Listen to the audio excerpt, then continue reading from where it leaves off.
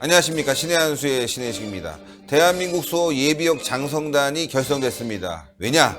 바로 방위비 분담금 문제가 논란이 커지자 국민 성금으로 방위비 분담금 내자, 이런 모임입니다. 정말 의미가 깊은 것 같은데요. 이와 관련해서 양용태 박사님 모셨습니다. 안녕하십니까. 네, 안녕하십니까. 예. 대한민국 소 예비역 장성단. 얼마 네. 전에 이제 이런 그 취지의 설명과 또 말씀을 하시는 분들을 들었는데 네, 네. 실제로 결성이 돼서 네, 네. 실행이 되는군요. 네네, 그렇습니다. 출범식은 그 19일 날, 1월 30일 날 하지만 미리 내부적으로 결성이 다 돼 있습니다. 네. 근데 이점 대한민국 수호 예비역 장성단이 이게 이렇게 설립이 된 것은 이건 국가적인 큰 위기 앞에 서 있다. 국가가 위기 앞에 서 있다라는 것을 이게 반증하는 것입니다. 장성단들이 국가 수호를 위해서 앞에 전면에 나서는 경우는 흔치 않았기 때문입니다. 네. 과거에 그 전작권 수호를 해서 노무현 정권 때 한번 장성들이 많이 전작권 반대 시위에 참여했지만, 그러나 이렇게 조직적으로 대한민국 수호 예비역 장성단 해가지고 과거에 그 나라를 지키기 위해서 일선에서 진충보국하고 애국적으로 그 앞에서 국가를 갖다가 보유했던 장성들이 정말 진실한 애국주의의 대한민국 애국의 그 별들이 다 나와서 이제는 대한민국을 수호하겠다고 다짐하는 그것입니다. 아까 그 사회자께서 말씀하셨다시피 이 방위비 분담금을 갖다가 지금 굉장히 팽팽하게 지금 줄다리기를 하고 있는데, 지금 문재인 정권은 주한미군 방위 분담금 협상을 갖다가 자꾸 어떤 마지노선에서 협상을 하려고 이렇게 매달리지 않고 오히려 튀기는 인상을 준다. 어느 선을 딱 정해놓고 안 된다. 이런 의미를 주기 때문에 지금 이 대한민국 수호 예비역 장성단에서는 북한에게 지원을 못해서 안달하면서 분담금에 유독 이렇게 인색한 이유가 뭐냐 하고 질문을 던졌습니다. 그러면서 세금 추가 징수액이 25조 원이나 되는데 협상을 타결을 못하는 게 이유가 뭐냐, 지금 이런 질문을 강하게 던지면서 만약에 분담금 협상이 결렬되면 주한미군이 철수하게 되고, 주한미군이 철수하면 자연히 한미연합사가 해체된과 동시에 한미동맹은 깨진다 이거죠. 파기로 그렇죠. 이어진다 이거죠. 주한미군 철수란 게 뭡니까? 김일성, 김정일, 김정은 3대에 걸쳐서 제1수건 과제 아닙니까? 네. 그래야만 무력 통일을 할 수 있으니까 말이죠. 그렇기 때문에 이런 현상에서 지금 국가의 그 전망이 위태롭다, 이런 얘기를 갖다가 저번에 작년 12월 달에 우리 한국 여성의 그 지도자로서의 제1회 지도자상을 받은 이인호 교수라고 아시죠? 예. KBS 이사장님 하셨던 이인호 교수님. 예, 알고 하시고 있습니다. 또 주 러시아 대사도 하셨고 서울대학교에서 역사 사학을 가르쳤던 정말 석학입니다. 이분이 아주 작년 12월 달에 어떤 모임에서, 공개적인 모임에서 아주 청천의 병력 같은 말을 정의를 내렸습니다.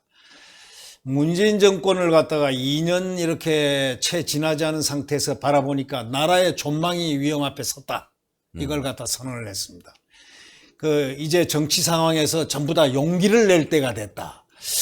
굉장히 비장한 얘기라고 생각했습니다. 그러면서 이 공공 언론 매체들이 전부 다 반체제 세력에 의해서 장악되고, 그러니까 결국은 정권에 불리한 말을 절대 하지 않는다. 이런 선언을 하면서 이 교수께서는 문재인 정권 관점에서 보면은 지금 현재 촛불혁명이 이미 진행 중인 것이라고 자기는 생각하고 있으며, 그 혁명의 요체가 자유민주주의 체제를 계급투쟁 이론에 기초해가지고 혁명적 공산주의 체제로 가려 하는 것, 그런 것이라고 역설을 했었습니다. 그때 깜짝 생각을 한번 뒤집어 보면서 여러 가지 생각을 하고 내심 그랬는데, 장성단이 이렇게 딱 출범한 오늘 아침 그 광고를 예, 보고 광고를 한번 올려보겠습니다. 굉장히 충격을 받았습니다. 네네.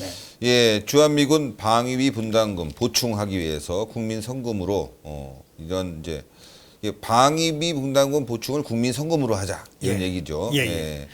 문재인 정권은 주한미군 방위비 분담금 협상을 조속히 타결하라. 주한미군 철수는 대한민국 급속한 공산화로 간다.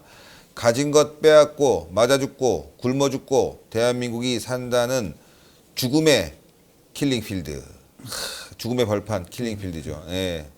대한민국 사냐는 제가 작아서 그렇습니다. 이게 사냐는 죽음의 벌판 킬링필드다. 근데 이제 출범식이요. 예.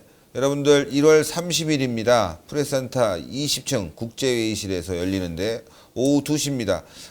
방송 들으신 분들 적어주시면 좋겠는데 일반은 아니야. 일반은 아니고요. 그때는 예. 출범식만 하고 조용히. 예, 출범식이라도 뭐 아니 일반은 못 가게. 못 가게 해놨습니까? 예, 그냥 조용히 하고 장성단들만 예. 출범식을 하는데 어쨌건 날짜가 있으니까요. 1월 30일 프레스센터 20층 국제회의실에서 열린다고 합니다. 네.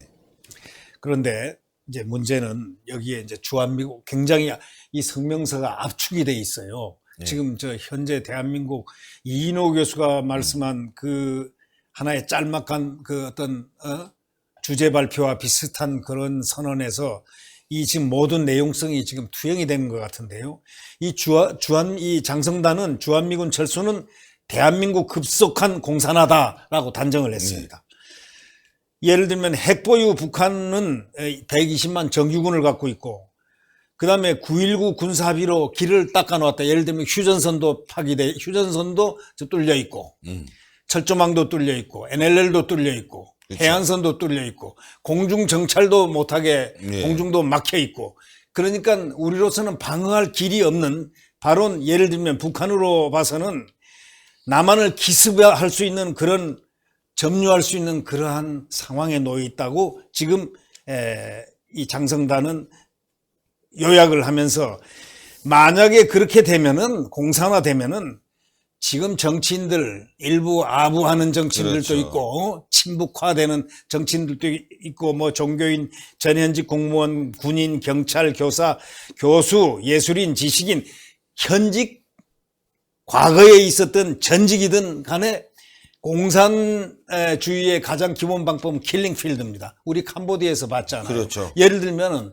베트남에서 베트남 전쟁에 월맹 그러니까 우리로 따지면 북한이 승리하자 미군이 철수하고 말이죠. 우리 대한민국 남쪽 격인 그 월맹이 말이죠. 어떻게 됐느냐. 월맹 자체에서 예를 들면 우리로 따지면 종북 세력들 대한민국에 살면서 종북하고 친북적인 그런 그 베트공이 있지 않습니까? 베트공들이 그 월남을 장악할 줄 알았지만 월남이 망하자 베트공들을 전부 사살했습니다. 그렇죠. 왜 사살했느냐? 이들이 다시 총뿌리를 자기들한테 겨눌까봐 한 번 배신한 사람 두 번도 배신한다. 그렇죠. 그리고 또 우리나라도 그런 경험 있지 않습니까? 그렇죠. 6.25 바로 지난 그 이듬해 소위 말해서 남쪽에 그 노동당이 있었지 않습니까? 북쪽에 노동당 있고 남한 쪽에서 노동당 얘네들이 전부 다 그걸 했지 않습니까? 산에 들어가 가지고 빨치산을 하고 뭐 여순반란 사건이고 제주 4.3 사건이고 모든 그 지리산 공비 사건이고 전부 다가 대부분 다 그런 남노당이 전부 관련해서 통과를 했는데 일단 북한에 올라가서 북한이 남침하자 나중에 미군에 의해서 쫓겨났지 않습니까? 그럼 다 올라갔을 거니까 간부들이라든가 남노당 간부들이라든가 남노당원들은 갔을 텐데 전부 다 숙청 내지 박헌영이는 바로 즉결됐고요. 즉결 처분됐고 다 죽었습니다. 다 킬링 시켰습니다. 바로 이런 것은 공산주의의 본질임을 여기서 밝히고 있습니다. 그래서 정치인, 종교인, 전현직 공무원, 군인, 경찰, 교수, 교사, 또 예술인, 지식인에 대한 무자비한 숙청이 있을 것을 딱 단정적으로 얘기를 하고 더더욱이 강성노조, 지금 소위 촛불 청구서 운운했던 강성노조 있지 않습니까? 그렇죠. 강성노조, 종북언론, 자편양 시민단체, 법조인들도 결국은 모두 처형이 된다. 총선, 대선 모든 정치 일정이 전부 중단되고 재벌 중소기업 해체 및 국유화, 오직 공산화 일정만 진행됩니다. 이건 뭐냐? 미군이 철수하고 그 다음에 대한민국이 급속하게 공산화가 되고 나면은 이런 현상이 바로 즉시 온다. 정말 이건 눈 깜짝할 새 오는 것이다. 그렇죠. 바로 이거를 갖다가 우리가 이 보통 시각으로 이것을 쳐다봐서는 안 된다. 이거는 굉장히 역사적 관점에서 아까 그래서 이인호 교수가 작년 12월 달에 역설한 바로 그러한 부분의 문제. 이제 정치 상황이 상당히 용기를 내야 될 시간이다. 라고 말을 했어요. 저 여성 지도자입니다. 예. 이분이 이렇게 얘기할 때 상당히 좀 숙연했었는데 결국은 장성단이 드디어 비장한 각오로 지금 애국의 마지막 불을 태우려 나왔습니다. 주한미군 방위비 분담금이란 거예요. 잘 아시다시피 그렇죠. 처음에 트럼프가 되자마자 전부 다 더 내야 된다. 부자 나라들이 더 내야 된다. 이렇게 대선 자기 대통령 선거할 때 공약으로 막 내고 그랬지 않습니까? 그래서 뭐 그러나 이제 한국에서는 12억을 낸 거를 10억까지 밑으로 미국에서 양보를 했습니다. 그러면 거의 한 909억 불 정도 냈으면 한 1억 정도 아닙니까? 그렇죠. 뭡니까? 1억 불 정도 되죠. 1억 불. 예. 그러면은 지금 여기서 협상을 밀어 땡기고 좀 더 해가지고 다른 부분에서 무역이라든가 이런 부분에서 서로 동맹국의 어떤 맞습니다. 그걸 발휘해서 그걸 내야 됨에도 불구하고 이 예비역 장성단은 이렇게 지적했습니다. 세금 추가 징수액이 25조 원 넘쳐나는데 협상 타결을 못하는 진정한 이유가 무엇이냐라고 따졌습니다.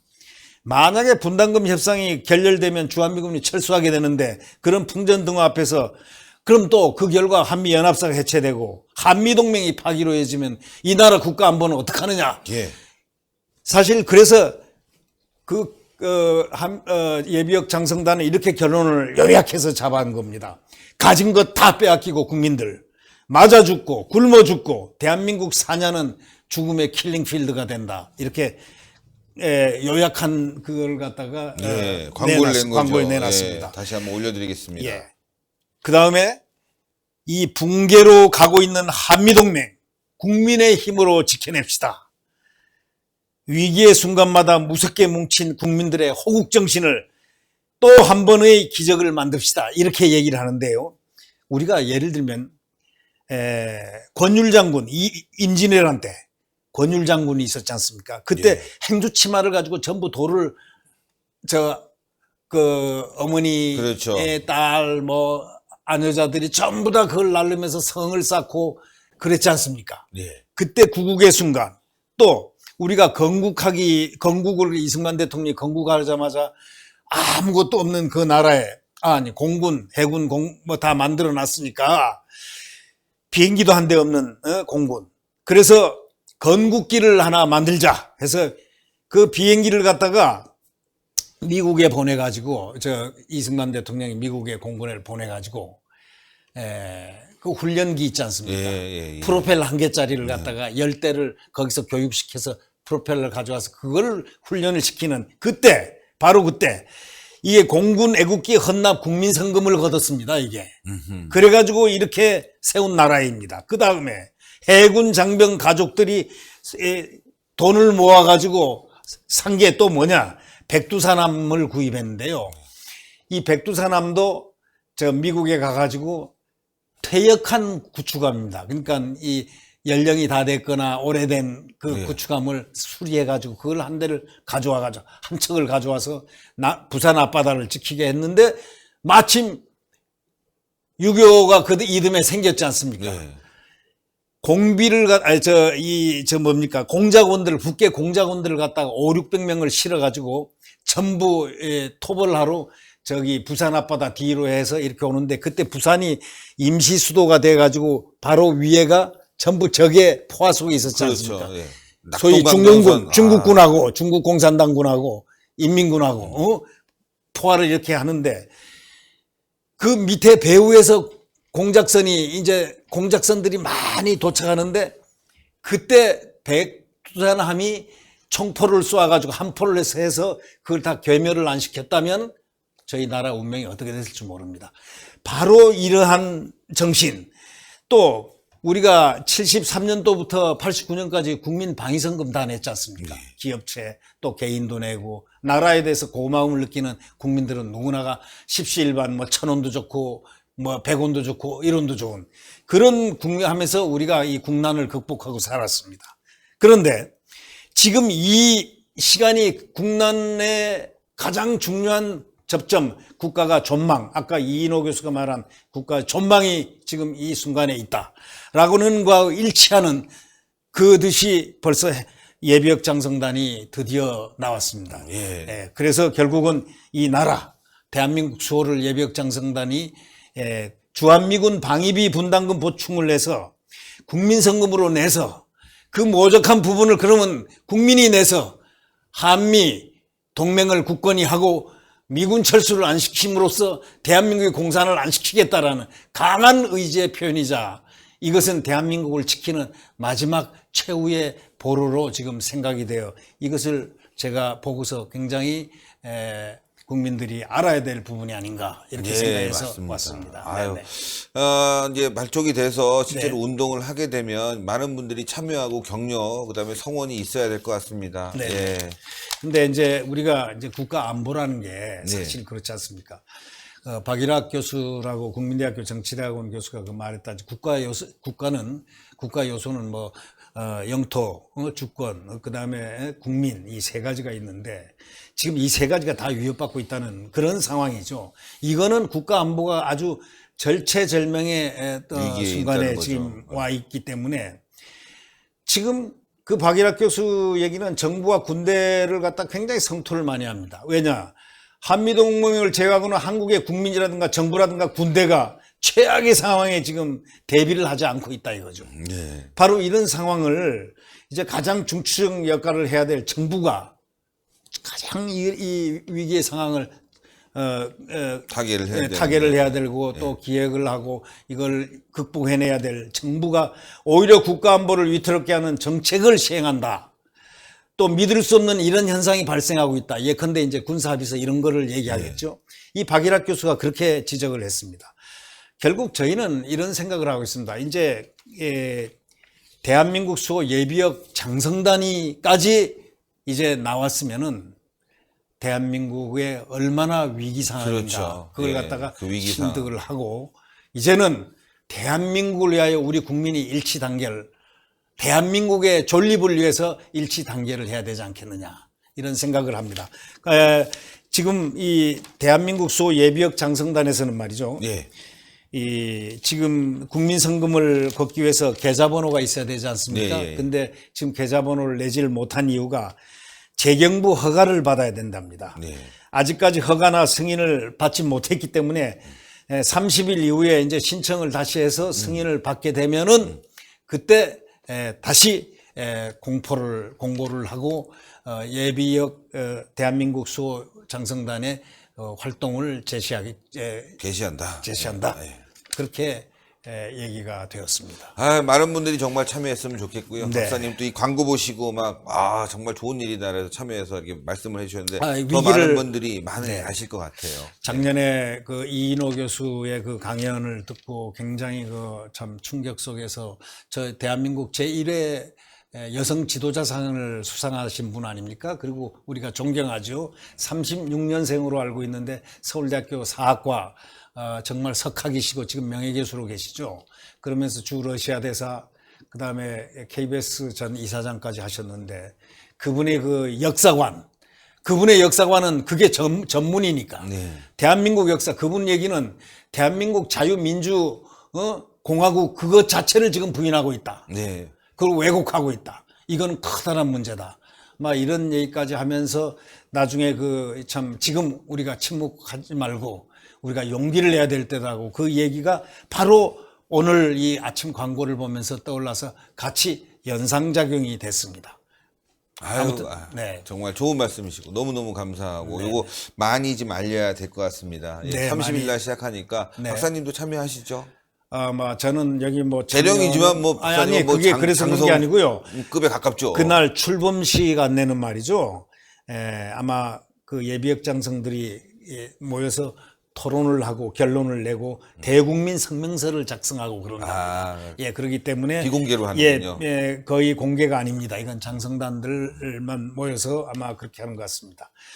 그래서 저는 이러한 것이 하여튼 이러한 대한민국 수호 예비역 장성단의 이 모임이 이인호 교수가 말씀한 그 내용하고 거기 아주 일맥상통하기 때문에 예. 이것이 국가 위기 앞에서 이것을 알려야 되겠다고 생각을 해서 알렸습니다. 물론 신문에 오늘 문화일보와 조선일보 조간에 다 난 것입니다. 아유, 너무너무 감사드립니다, 네. 박사님. 예.